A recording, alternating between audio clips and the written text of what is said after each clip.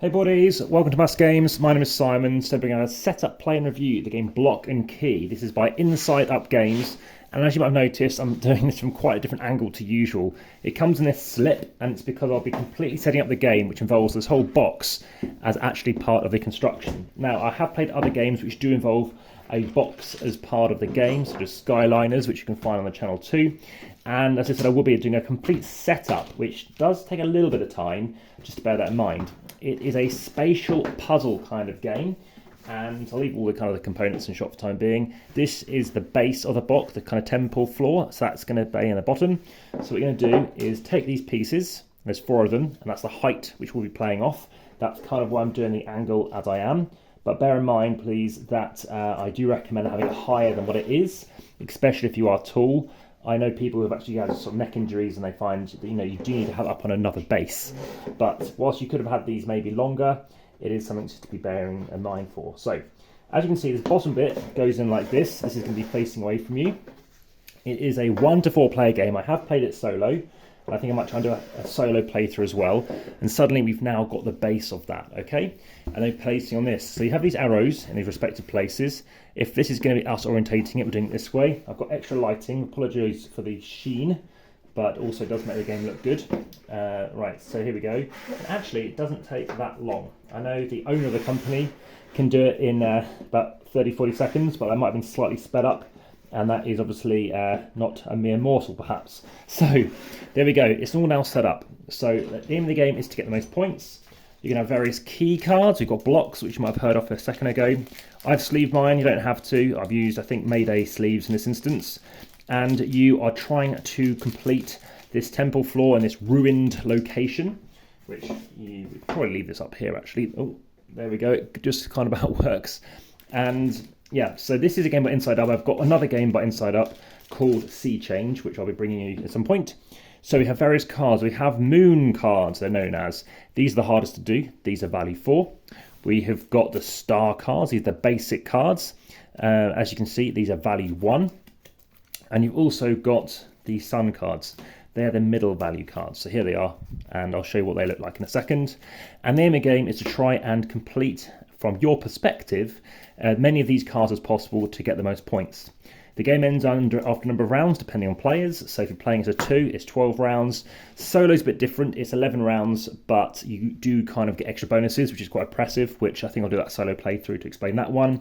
And you've also got, obviously, if you're playing as a 3, which is how I played it last, you're trying to get 8 cards to trigger that final end game. And lastly, 7 cards with 4 players. So everyone's also going to take an Enigma card, but firstly, let's dish out what you need. I believe you have 2 stars, you have 1 sun, and you're going to have 1 moon card each. Everything else is just get shuffled up. Make sure, of course, there's orientation under here. So you can't quite fully see it from here, but you might have spotted it earlier. That's where the moon cards go.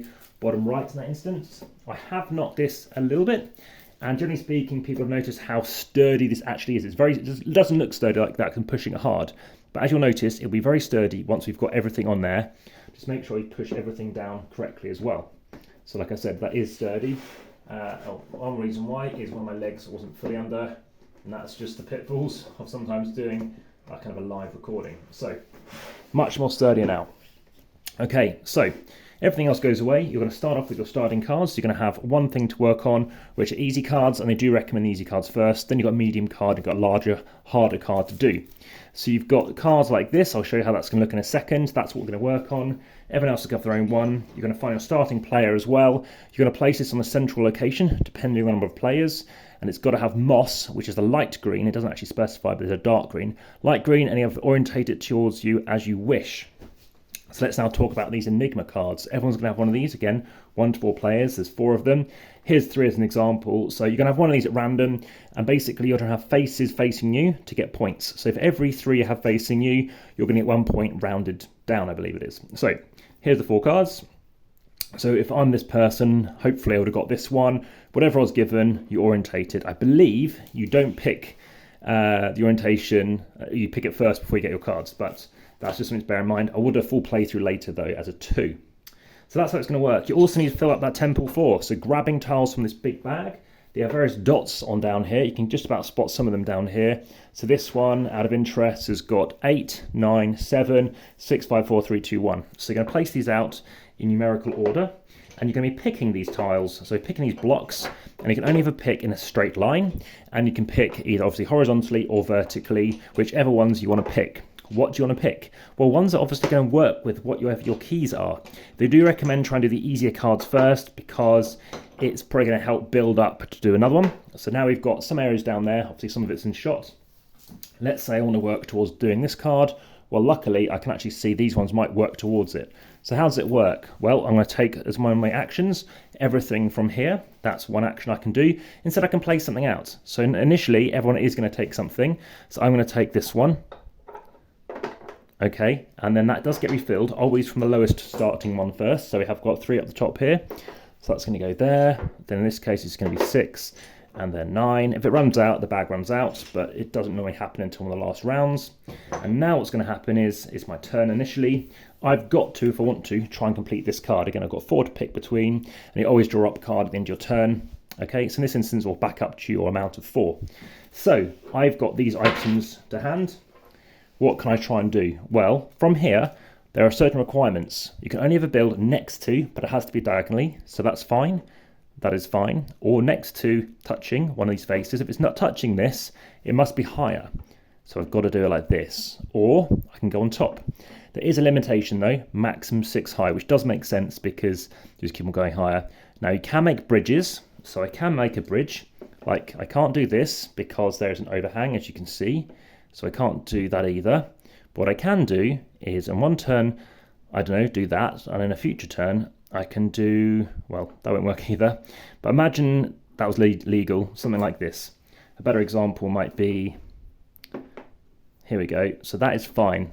So bridge is fine, heart. You cannot have an overhang, bad.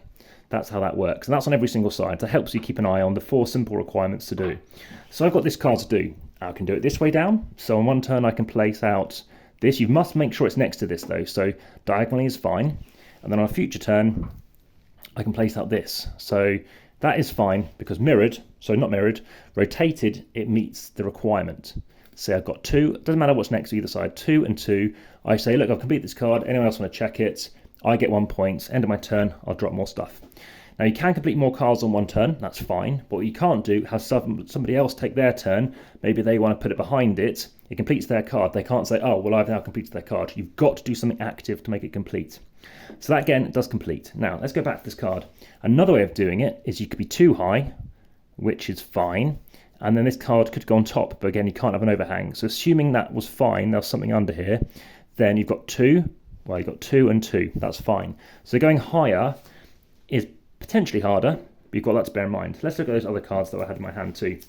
So this one, which again, be quite straightforward, because I could just do this, and then straight away complete that card with 1 attempt. So I didn't need to place this out, I placed that out, and that completes that card. So that goes away into my scoring pile, and that's again towards a trigger towards the end of the game, because say with 12 cards in a 2-player game, that's a 12th of the way there. Another one, for a 2-pointer though, in this case, you've got to try and make stacks, which are, anything can go here, but suddenly you're going to either be building up or building multiple stacks. So obviously that won't work, but maybe I want to get this guy out. Again, I could do it this way, I could do it this way. It's just how I look at it this way, not like this, like this.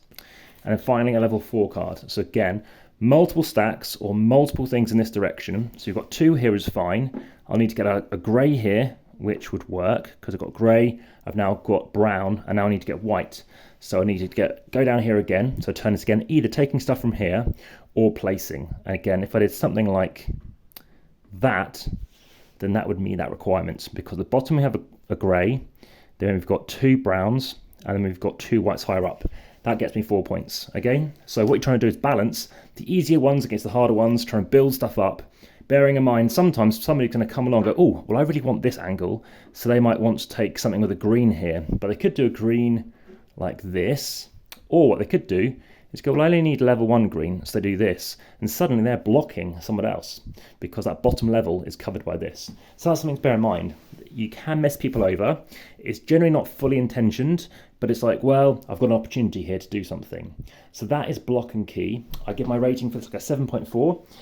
It's a very enjoyable spatial puzzle. It's the kind of game that I do like. Lots of people have liked the table presence. It is a bit too low down, so you do need to find a way of hoiking up a bit by at least probably 12 inches, 30 centimeters a foot, something like that. And yeah, it is very much an enjoyable game.